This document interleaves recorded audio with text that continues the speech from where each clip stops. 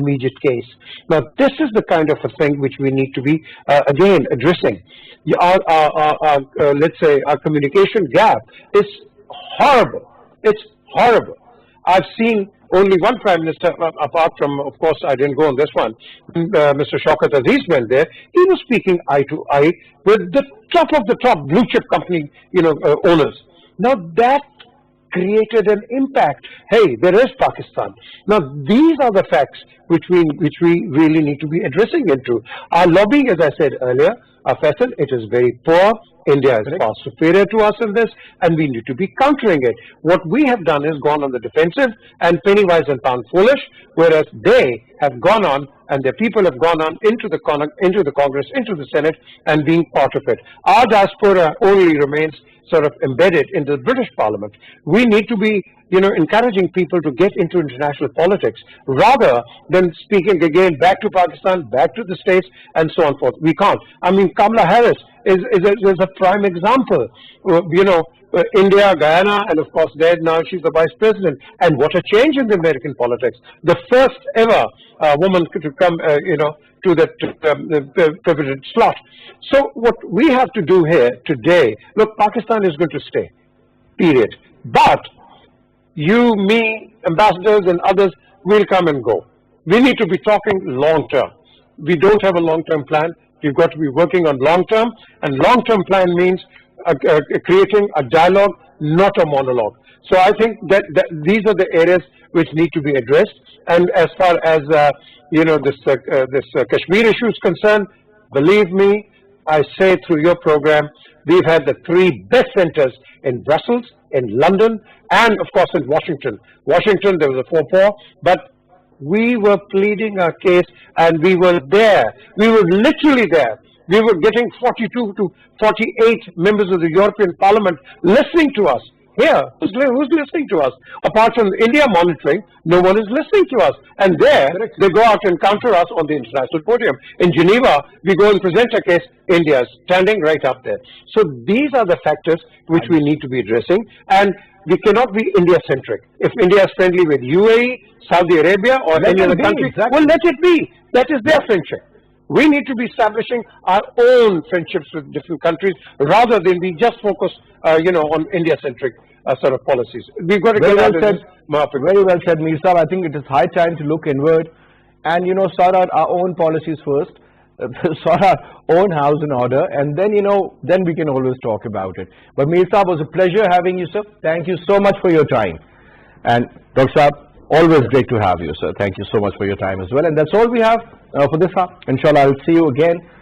Till then, you take good care of yourself. Khuda Hafiz.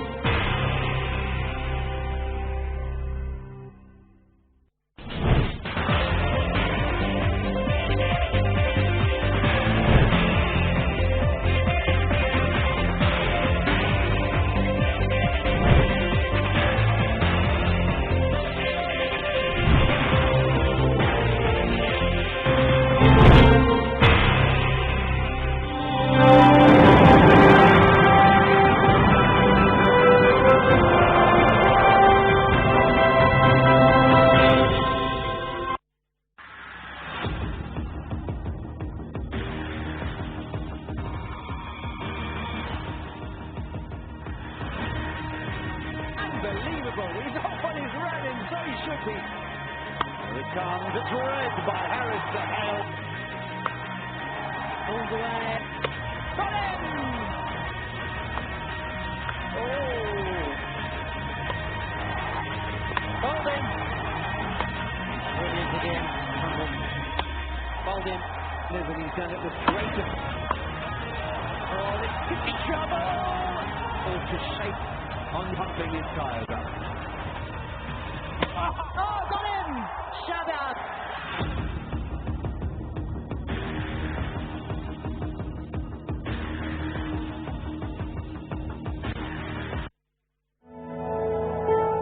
You are watching PTV World.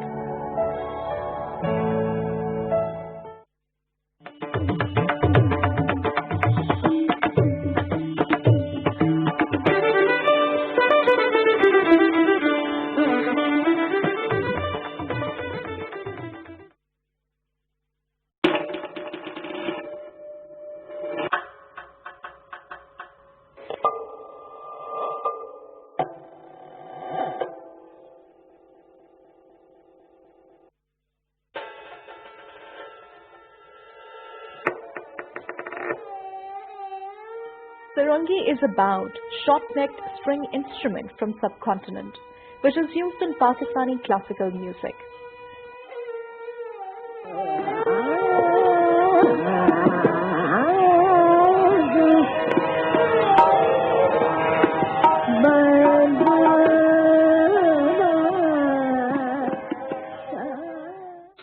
Its flexible tunability and its ability to produce a large play of tonal color and emotional nuance makes it unique.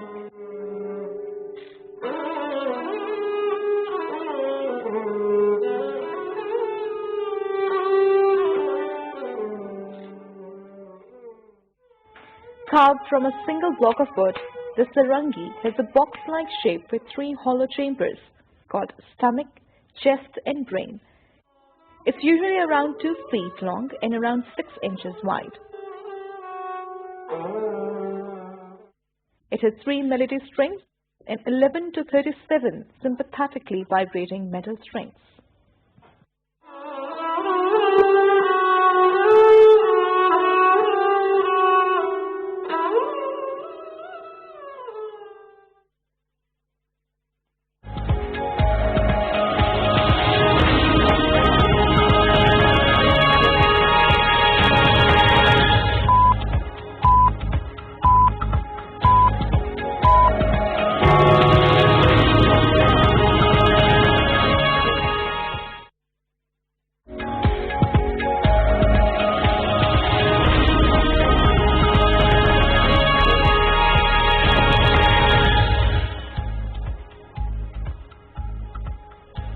Bismillahirrahmanirrahim. Assalamu alaikum and a very warm welcome to PTV World News. I'm Shahzad Qayyum with the top stories of this hour.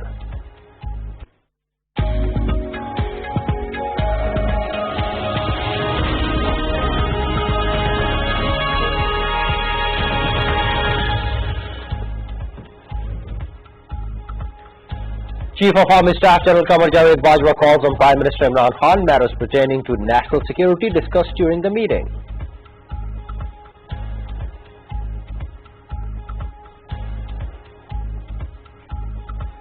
Prime Minister Imran Khan calls for a devising of a viable framework for equitable and affordable supply of COVID-19 vaccine to developing countries.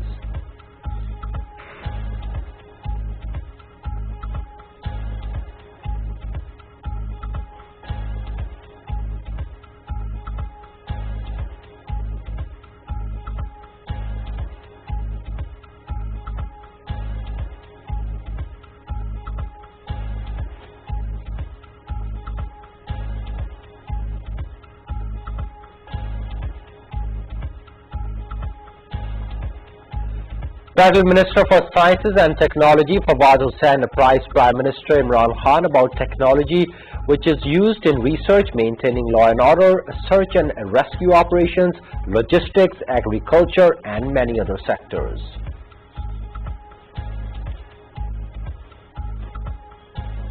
Foreign Minister Shah Mahmood Qureshi calls his Afghan counterpart Hanif Atmar, says Pakistan is committed to establish markets near Pak-Afghan border to increase bilateral trade volume following the directives of Prime Minister Imran Khan.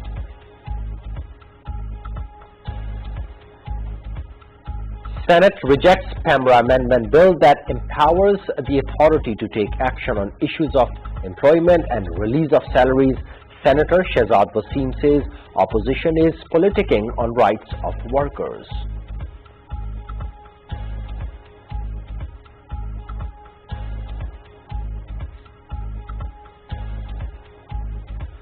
Kashmir is to observe Indian Republic Day as Black Day tomorrow to draw world attention towards the continued Indian occupation in occupied Kashmir and depriving Kashmiris from their right of self-determination for the last 73 years.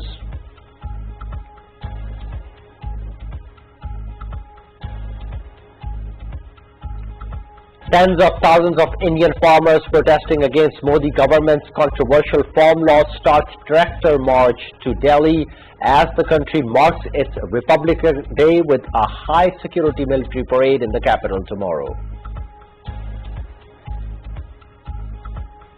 China urges India to exercise restraint after reports of a face-off between Indian and Chinese troops in Sikkim emerged.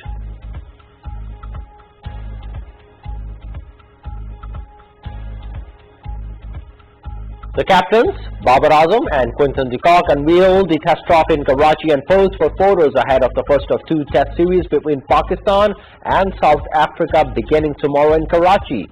PTV Sports will telecast the match live from 10 a.m.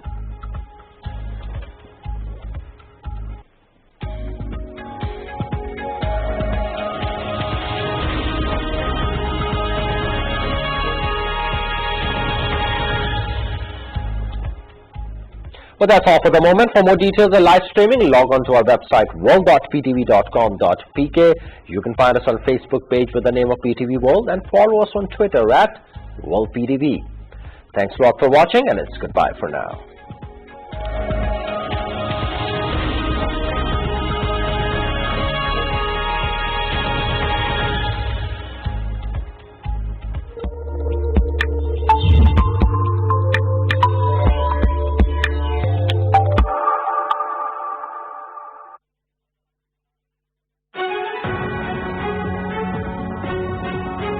Sticking up for the unpopular, calling out the controversial, upholding the right of free speech,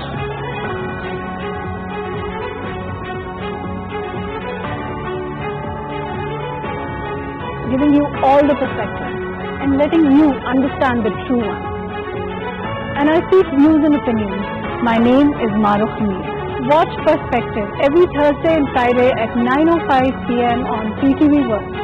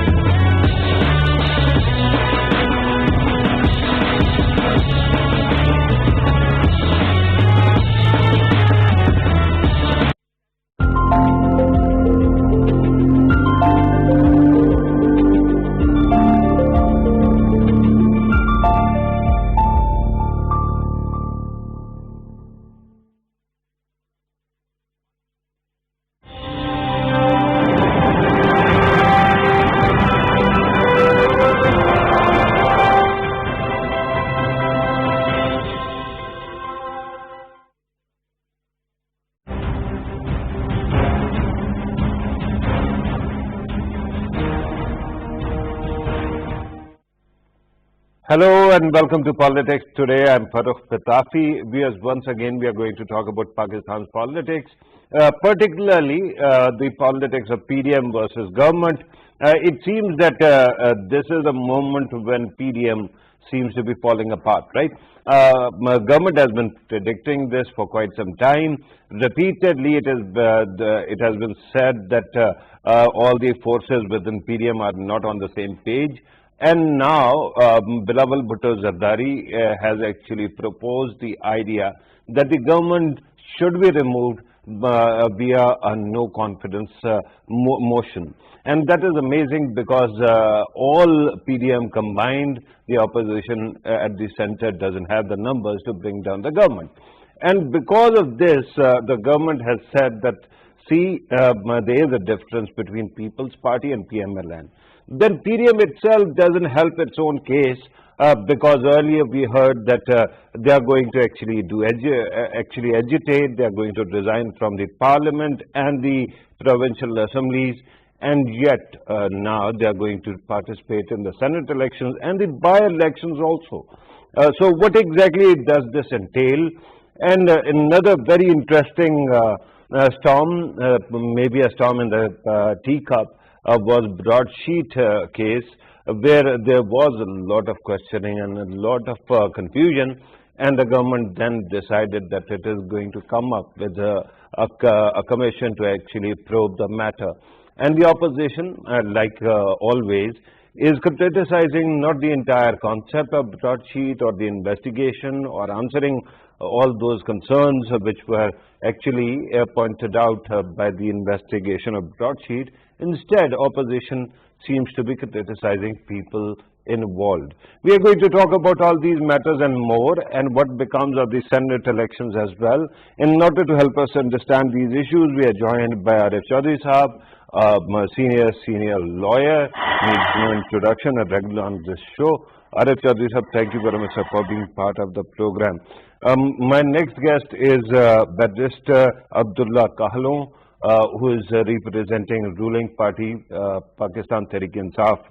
Barrister Sahab, thank you very much for being part of the program as well. Rana Ehsan Afzal joins us on telephone.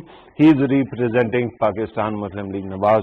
We will be joined later, I'm told, by a representation of People's Party as well. And we are going to ask the same question more or less. What exactly does it mean in coming days, how the politics is going to shape up? And let me start with Arif Chaudhry Sahab.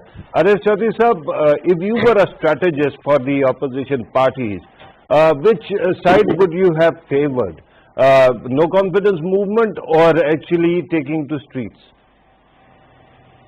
If I would have been on the side of the opposition, I would have a little bit of restraint for quite some time instead of moving so quickly, because things don't seem to be, in a cohesive mood, and, it's not going to work for the opposition at such a premature stage, and particularly when, everybody in Pakistan is convinced that, the time period specified for a government has to be completed, and this is now happening for the third consecutive term. But irrespective of turmoil and tumult, whatever is created, but at the end of the day, every regime is completing its tenure. So I would not have advised the opposition to go on such steps. Particularly, this step, they started with the PDM's movement, where they said, we are going to offer resignations. How could it help them? Because the resignations means that you are providing opportunity to the government that they should fill up those seats. And, if you don't have that number, a number you couldn't have because of the reason that one party, particularly People's Party, is a stakeholder in the system, and it's having, its lion share, I would call it, right, because, they are running the show in without any People's interference Party from is any never side. going to let go of its advantage. Is it what you are saying, sir? Yeah. Right. Let me bring in Barrister Abdullah Kahlon. Barrister Abdullah, the question right now is that the government obviously thinks that PDM amounts to nothing. and it is not going to pose any challenge. And yet, the government keeps on talking about PDM every day, day in, day out. Why exactly is so? Thank you, Pitafi Sahib. The reason why the government is so concerned in this matter is because the government feels that it is pertinent that the people of Pakistan are able to know what the actual truth is. They're able to understand, and that they're able to look at the hypocrisy that this amalgamation of 11 different political parties entails. The way this government is propounding its case, I must commend it on that effect. Are you able to hear me? Yeah, I can. My question then is, I understand what you're saying, but my question is, if you think that PDM is totally irrelevant, then why would you actually waste any time at all discussing it, right? And then there seems to be some kind of preemption also. I mean, your party hasn't recently, in recent elections, it has been, benefiting from the entire system, of course, in the provinces, at the center as well.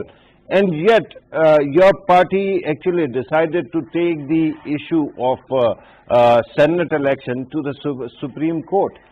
So there seems to be some concern about opposition, or something is going on, right?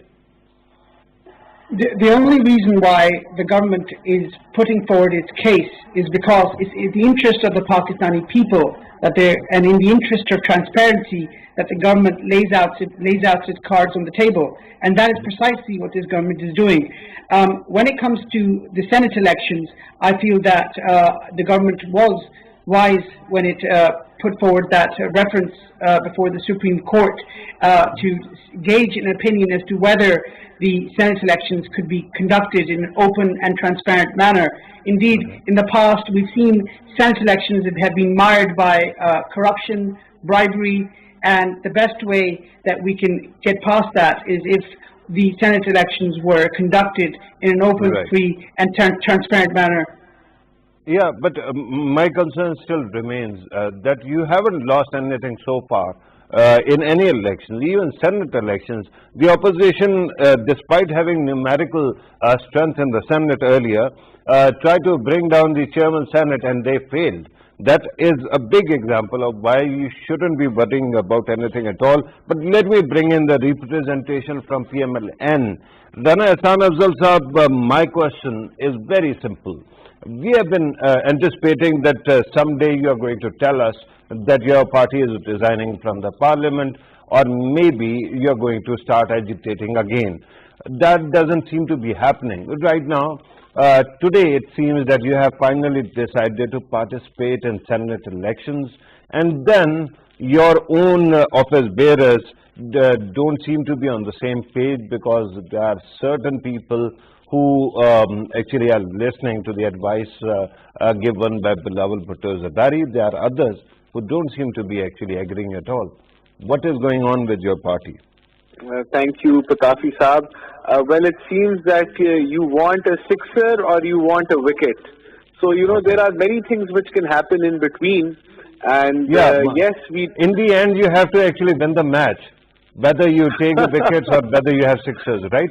Yes. So you seem to be losing the match. We're playing the inning, and we're going to win the match eventually, because the pressure is on the government. It's not on the PDM. And that is because the government has to deliver.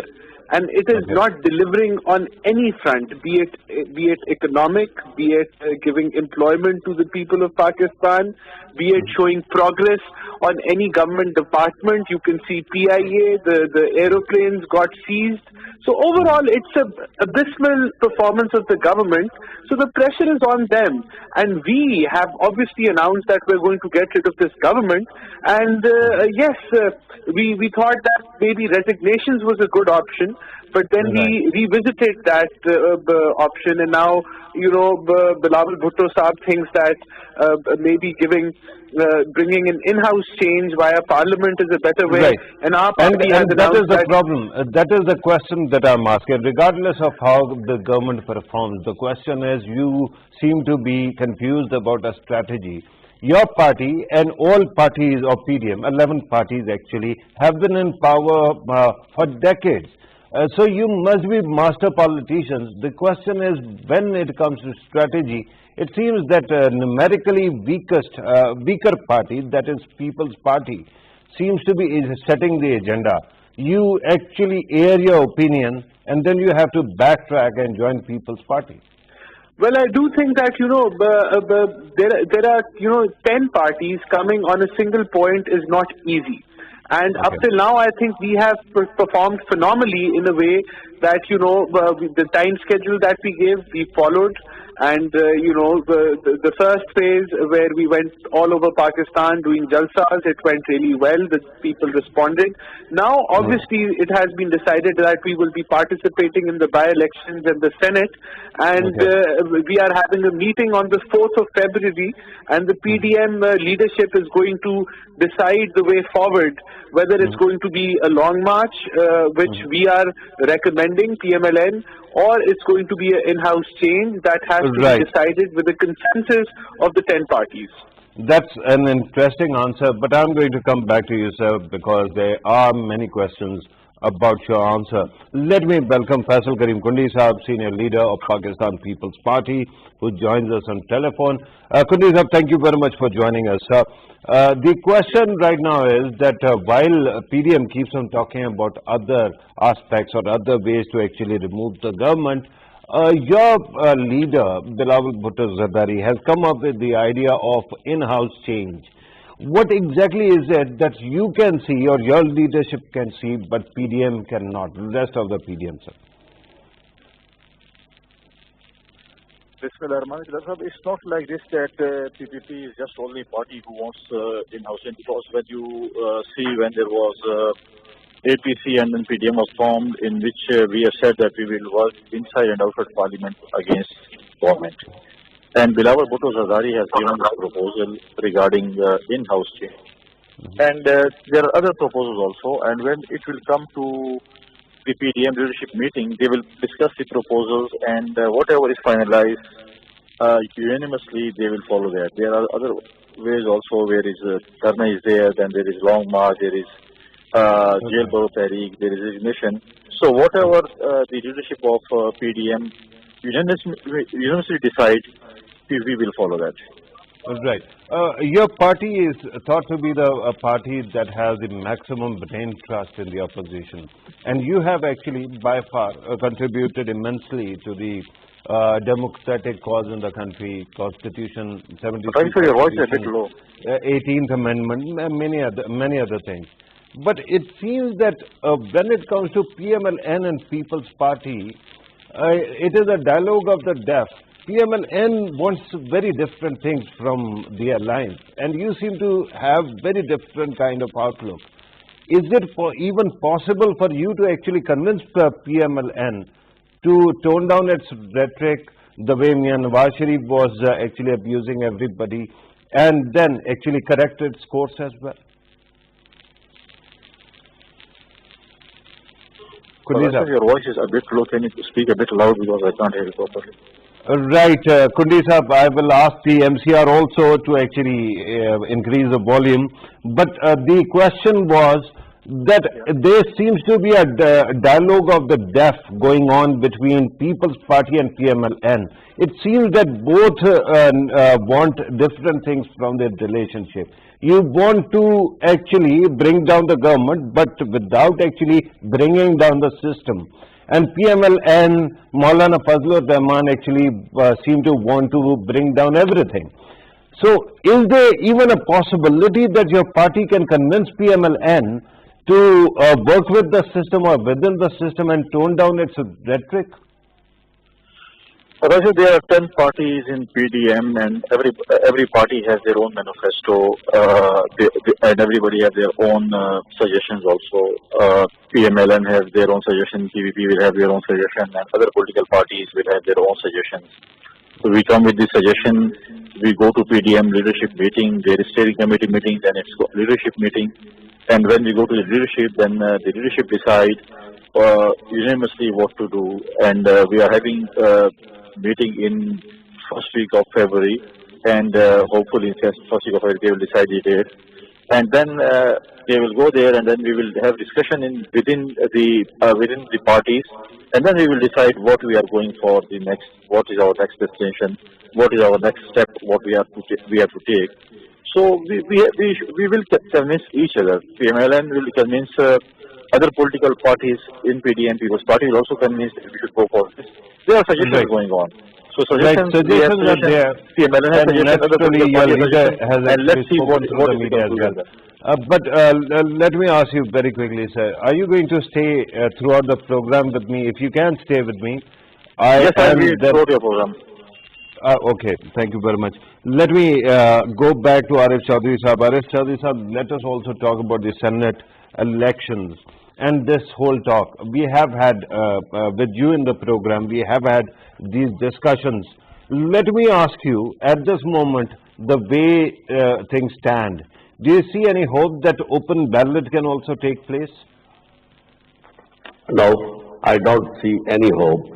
It's going to be the same way as it is, because the Supreme Court is not going to help them in any way, at this point in time. But interesting thing is that, both parties, while you ask them these questions, in cross-examination, really they are caught up. If you are talking about PMLN, they don't have, particularly, they admit that even People's Party, you are talking about PDM, they don't have an agenda, where the consensus is there. Because until and unless you have consensus, no movement can succeed.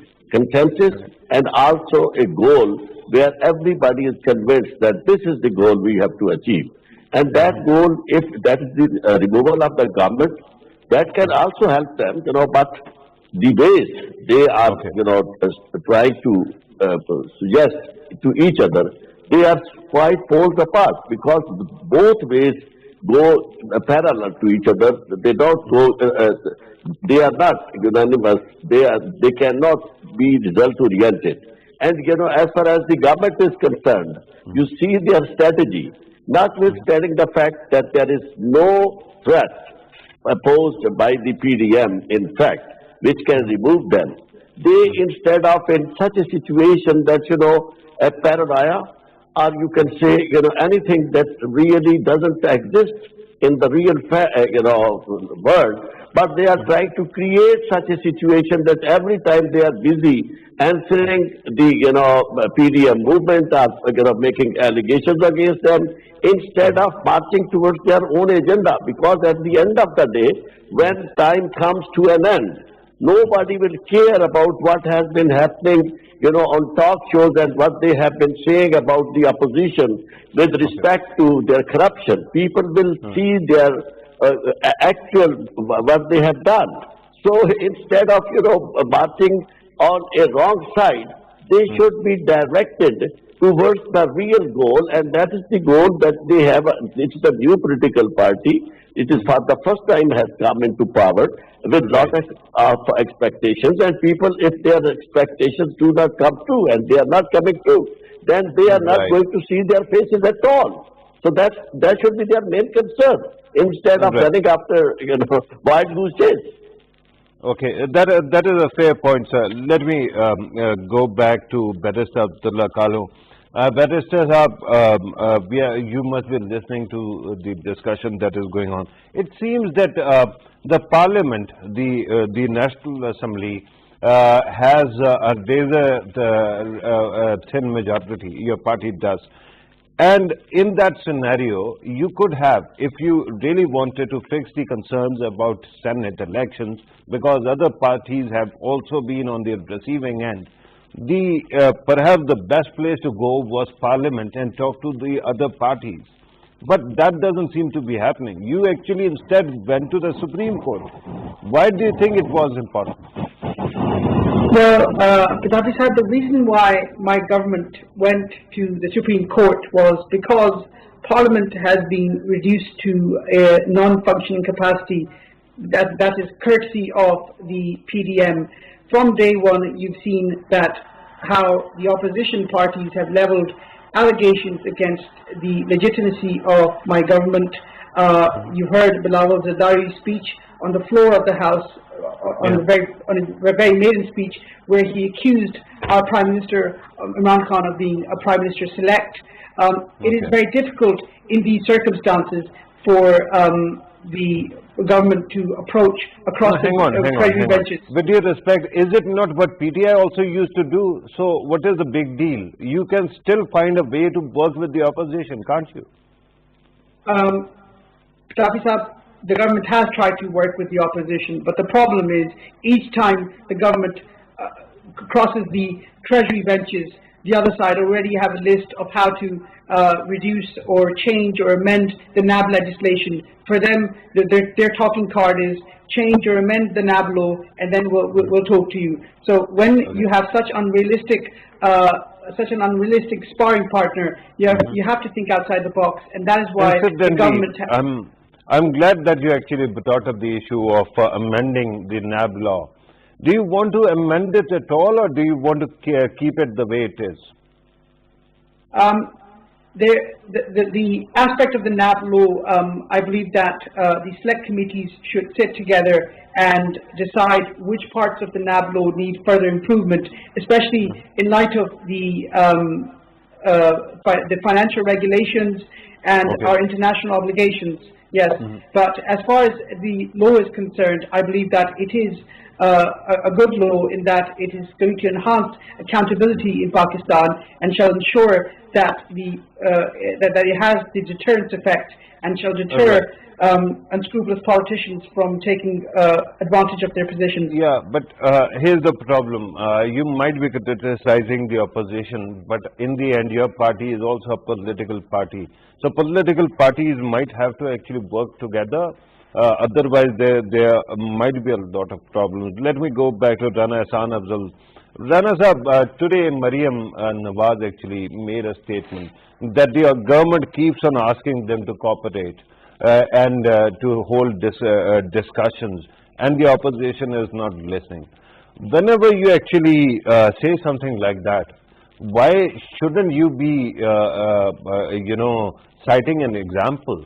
I mean, there must be people who reached out if you say so.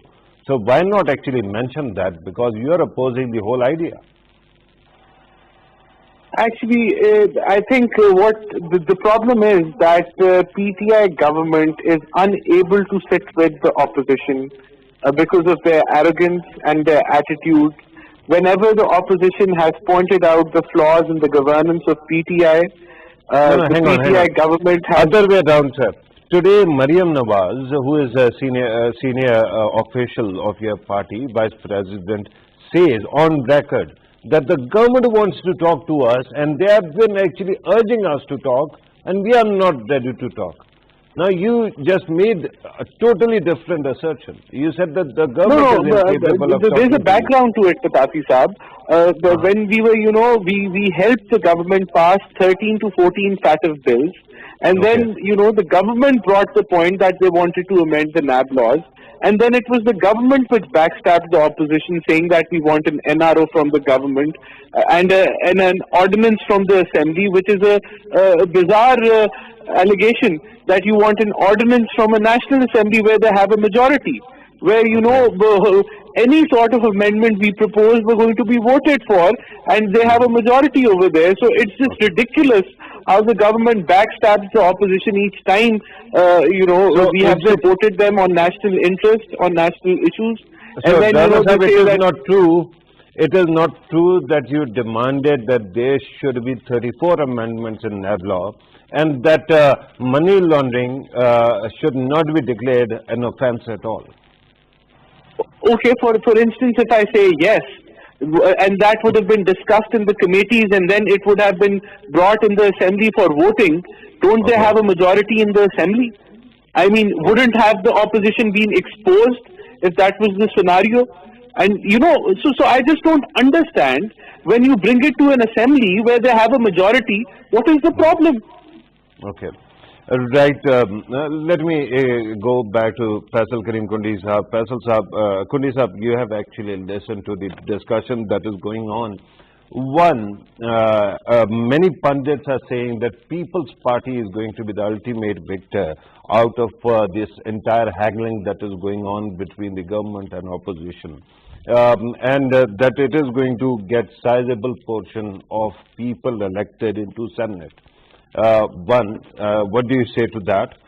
Second thing, they are murmurs from within PMLN that keep on saying that you actually egg them on, and when they are about to actually do something very, destructive, at that time you cite their example and benefit by cutting deals with the government.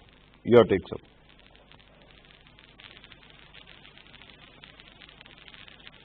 Kundi Sahab, can you hear me? Okay, there seems to be some connection problem. Let me go back to Arif Chaudhry Sahab. Arif Chaudhry Sahab, in coming days, when it comes to all these aspects, I mean, Pakistan has been in existence for 73, 74 years. The question right now is, why is it that we haven't been able to fix the issues like accountability for that matter? I mean, what kind of accountability we want? Why is it that we haven't been able to settle this issue of campaign finance and how Senate elections are supposed to take place? Because there is an obvious example, and there is an obvious case to be made that there are people who buy or sell their tickets during the elections. The answer, while I start answering this question, I would, go to the admission made by the government representative that, the parliament is dysfunctional.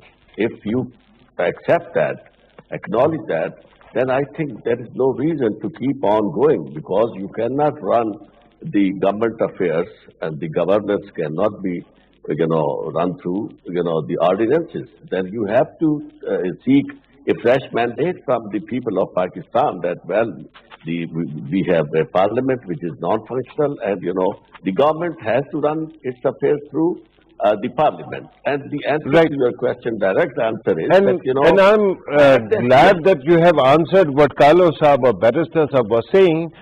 I want actually, because you know the law, you have worked with the Pakistani political system for quite some time. I wanted a systemic answer also about our long-running issues. But let me actually go back to Faisal Karim Kundi first. Kundi Saab, repeatedly there is this assertion by some within PDM, especially coming from the rank and file of PMLN, that your party keeps on egging them on, and when they are in confrontation mode, your party actually benefits by getting some kind of deal with the government. Your take, sir. Sir, your voice is coming a bit low. Your figures are received, but can you repeat your question? I have heard half of it. Okay, there are aspersions. There are people from within PMLN, Maulana Fazlur Rahman's party and others who say that People's Party on one side asks PMLN to go into the confrontation mode, but only to actually use it as boogeyman to actually extract maximum concessions from the establishment. What do you say on that? I don't agree on this point that if other political parties, there are people who might have some reservation on PPP. We will have some friends in our party who would have reservation on the other parties also. Because we are 10 parties and there are things which people will discuss. They already, in media, I have seen that there is question mark on PPP, that they might have deal with some establishment, or they are talking to establishment. That is not true. Whenever it comes, because if you see, whenever the APC was held, Shahbaz Sharif Sahab was leader of the opposition, but he said that we will work for Bilawal Bhutto Zardari. And the PPP was the party who held APC, and then PDM was formed. And that everybody have seen it. And now PPP is, we have already hosted a couple of public meeting rallies. Recently we had hosted Malakan. Now we'll be, in future we'll be hosting Hyderabad and Sargodha also. So there are rumor, there are speculation that that's the part of politics, that's part of the media. You can come and debate on it. But when the result will come, everybody will see that PPP will stand with PDM. We have already had an alliance of MRD, ARD. We have already been part of these political agitation, and PPP is the part of agitation of PDM, and you will see that we will be side by side with PDM. Right. One concern that has been flagged by many pundits, I hope, Kundi Sahab, you can hear me. The question at this moment is that many pundits believe that when it comes, there are two approaches. One, PMLN or Maryam Nawaz's approach. The other one is Bilawal Bhutto Zardari's. Maryam Nawaz's approach is to confront and actually call people out.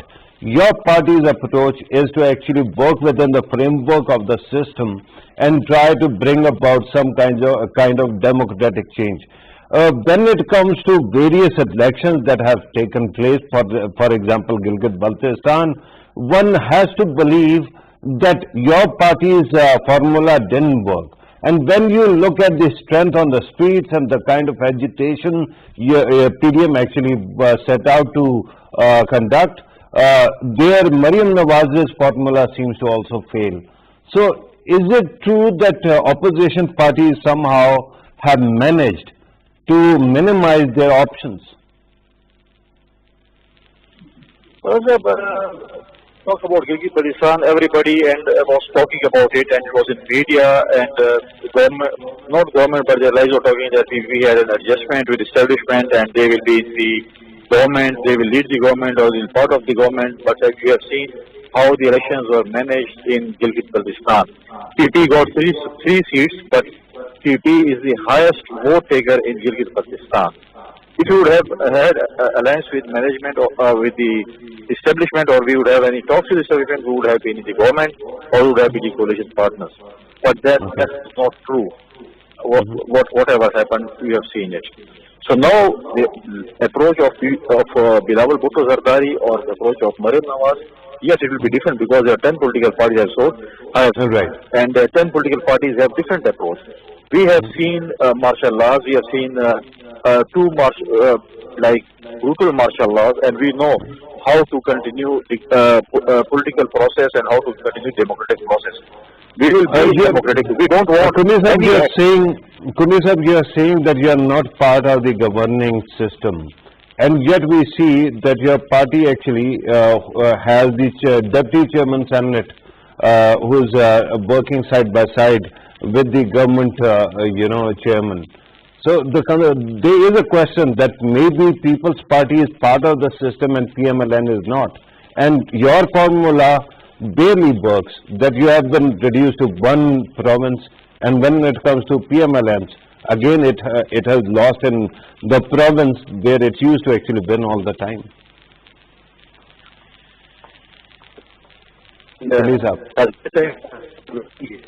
Alliance with the PMLN and PTI, people voted for deputy chairman. I agree on it. In no confidence motion, you can see how the 14 people ditched and how they were managed by PTI or their allies or by their selectors. And then when the deputy chairman, no confidence came, they were back in their camps. So we had an alliance with PTI for the deputy chairman. It was 3 years back. And now elections are coming. We are in alliance with PDM, and we will try our level best that we should bring our chairman Senate also. We will try our level best that we should bring our chairman Senate because it's a very narrow margin competition in Senate election. So we are we are a government in sin. We have already asked PDM, if we resign from Sindh government, will Senate election stop? No, it will not stop. Senate elections will continue. With the when we go out of the Sindh Assembly. So let the Senate election be held, and afterwards, whatever PDM leadership decides, the party will follow that. Right. Faisal Karim Kundi Sahab, Senior Leader, Pakistan People's Party. Thank you very much, sir, for being part of the program. Let me go back to Arif Chaudhry Sahab. Arif Chaudhry Sahab, I left a systemic question, a bigger question about our ruling elites, and I mean all the political party and influentials. Their inability to fix the system, to find solution to these problems that we have been talking about for past 30, 40 years. Corruption, electoral process, electoral transparency. Why do you think that this keeps on happening? And then, of course, because earlier you commented on the government's response or PTI's response, let me ask you to actually comment on this question as well. Whether opposition parties have compromised their ability to be relevant at all, because it seems that Bilawal Bhutto's formula doesn't work, Maryam Nawaz's formula doesn't work, Shehbaz Sharif's formula doesn't work, Asif Ali Zardari's formula or Nawaz Sharif's formula doesn't work. So everybody actually seems to have lost the control. But Tafi Saab, as a matter of fact, the system is corrected, not being rectified for a very simple reason, that we are expecting rectification of the system from those who are mainly responsible for this wreck, for this havoc, whatever this country is facing, because all the ruling, this clique, they are same. The difference is that, who is in the driving seat and who is on the other side. One who is in the driving seat is always considered itself that they are the patriots, and the other who are in the opposition, they try to drive them out, to force them out. So, and everybody is in fact running after its own interest with respect to even all those mighty forces. We really sometimes feel very upset that people, if we see the history of this elimination of corruption program, you will find it out that the money which was spent on covering up this corruption was more than discovering or uncovering this menace. And if you are talking about Muslim League Noon, when they started the accountability, nothing was recovered except that the money was given to those who were, in a way, their partner, and they were helping them out, whether they were on legal side or they were on administrative side. And, same way, throughout this period, from last more than 20 years, this process is going on. So systematic answer is that, until and unless we have a real representative parliament and functional parliament, those who listen to each other, and those who work together for the interest of the country, and they come to a unison, to a consensus that, hey, now enough is enough. Now we have to lift this evil, and this evil is eating up the entire fabric. So only that is the point where if they reach that. So Arif Chaudhry Sahab, based on your own experience, can you give us any idea when to expect that magical parliament to emerge, and that kind of magical political system to emerge, where all political parties can actually work together? Because in the past 30, 40 years, we haven't seen that happening. The answer is very pessimistic. I don't see that, in very near future, because the interest of both sides, is that so deep down that, everybody is afraid of its own doing, If they are out of power, they know that what's going to happen to them. And as a matter of fact, nothing is going to happen to anybody. Only it is a smoke screen, for one, or another. Because legal system, a judicial system is not functional the way it should have been. So political parties, So I think, Pitafi Saab, the answer from my side is very cynical or pessimistic. I don't see these things happening in the near future. until and unless, I don't call it miracle because I don't believe in those miracles. Only the Right. true power of the people. If they realize that, now we have to get rid of these people and we have to elect those who are really responsible and whose hands are not, in this, Right. they have already got, yeah. Absolutely. Let me go back to Barrister Abdullah Kalo. Barrister Saab, you have been listening to all this discussion. Your party actually promised change, and it seems that you are actually stretched or torn between two ideas, one of activism and the other of governance. Activism leads you to go for accountability or actually advocate very aggressively that you have to hold everybody accountable. And governance demands that you actually start compromising with others. And because you don't either, there seems to be the result seems to be mixed, and you are not achieving that much you could have. What do you have to say on that? Pitafi Saab, my view is that the accountability aspect of the government's agenda was very much part of our manifesto. We were voted into power, into the government, national government, and into two provincial governments on the basis of our political promises that we made to the people in the 2018 elections. For the government of Pakistan, the PTI government, we feel very confident that we'll be able to take both aspects of our agendas, governance and the accountability drive. We want to ensure that there's across-the-board accountability, and that's why the government has taken a whole raft of measures to ensure that. In relation to the governance as well, I've heard a lot of criticism against the PTI government, my government, and the Pakistani government. But all I would like to say to my detractors is that we're only halfway through our government. We still have 2.5 years to go. We have inherited a country that was plundered for the past 40 years, and there was absolutely nothing in place, no checks and balances. We've seen people so we have to have some measure of patience, right? On that note, Kalo Saab, I have to conclude the program. I'm told that we have run out of time. Barrister Abdullah Kalo, thank you very much for being part of the program. Arif Sari Saab, always a pleasure having you in the show.